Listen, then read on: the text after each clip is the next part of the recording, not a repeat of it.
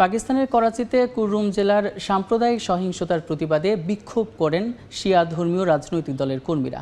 এ সময় বিক্ষোভকারীদের ওপর লাঠিচার্জ ও টিয়ার গ্যাস ছুড়ে করাচি পুলিশ। পেশোয়ারের সঙ্গে কুররামের যোগাযোগ বিচ্ছিন্ন হয়ে বন্ধ হয়ে যায় ওষুধের সরবরাহ।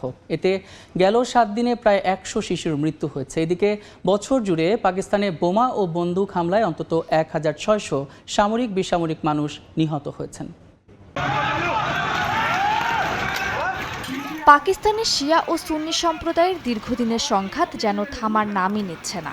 গেল কয়েক মাসে সংখ্যাগরিষ্ঠ সুন্নিদের সঙ্গে সংখ্যালঘু শিয়াদের এই বিরোধ তীব্র আকার ধারণ করেছে দেশটির বিভিন্ন অঞ্চলে। এই সংঘাতে কয়েকশো মানুষ নিহত হয়েছেন। স্থানীয় সময় মঙ্গলবার করাচিতে শিয়া ধর্মীয় রাজনৈতিক দলের কর্মীরা এই সাম্প্রদায়িক দাঙ্গার প্রতিবাদে বিক্ষোভ সমাবেশ করেন। বিক্ষোভকারীদের ছত্রভঙ্গ করতে লাঠিচার্জ করে করাচি পুলিশ।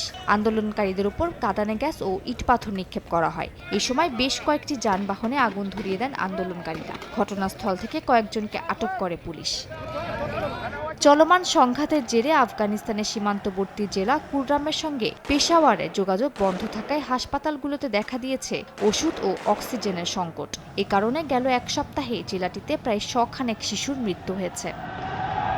ইসলামাবাদ ভিত্তিক গবেষণা প্রতিষ্ঠান Center for Research and Security স্টাডিজের বার্ষিক প্রতিবেদন অনুযায়ী 2024 সালে পাকিস্তানে বিভিন্ন সময়ে বোমা ও বন্দুক হামলায় 1600 জনের বেশি সামরিক ও বেসামরিক নাগরিক নিহত হয়েছেন। প্রতিবেদনে সিআরএসএস জানায় মোট হতাহতের 60%ই বেসামরিক নাগরিক।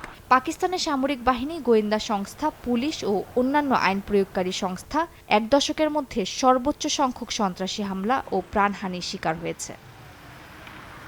মালিহা সুহরাওয়ার্দী, সময় সংবাদ।